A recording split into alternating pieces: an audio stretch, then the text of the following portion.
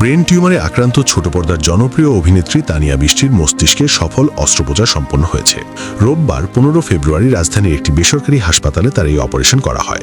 বর্তমানে তিনি চিকিৎসকদের নিবিড় পর্যবেক্ষণে রয়েছেন। হাসপাতাল সূত্রে জানা গেছে, প্রায় 4 ঘন্টা ধরে চলা এই জটিল অপারেশনের মাধ্যমে অভিনেত্রীর মস্তিষ্ক থেকে টিউমারটি অপসারণ করা হয়েছে।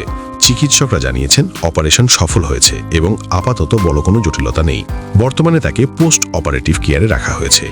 24 ঘন্টার নিবিড় পর্যবেক্ষণ শেষে তাকে কেবিনে স্থানান্তর করা হবে। বেশ কিছুদিন ধরেই তীব্র মাথা ব্যথা এবং শারীরিক অস্বস্তিতে ভুগছিলেন তানিয়া বৃষ্টি। প্রায়ই জ্বর ও ঠান্ডাজনিত সমস্যায় কাবু হয়ে পড়তেন।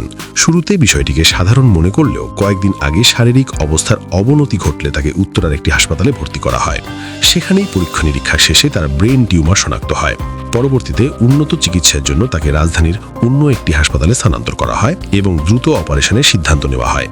অপারেশনের আগে গত শনিবার ভালোবাসা দিবসে হাসপাতালের বিছানায় বসা একটি ছবি সামাজিক যোগাযোগ মাধ্যমে শেয়ার করেন তানিয়া।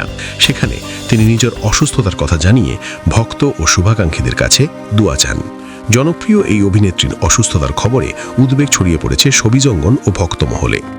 সহকর্মী ও ভক্তরা সামাজিক যোগাযোগ মাধ্যমে তার দ্রুত সুস্থতা কামনা করে আবেগী পোস্ট দিচ্ছেন। সকলের প্রত্যাশা দ্রুত সুস্থ হয়ে আবারও লাইট ক্যামেরা অ্যাকশনের চেনা ভুবনে ফিরবেন তানিয়া বৃষ্টি।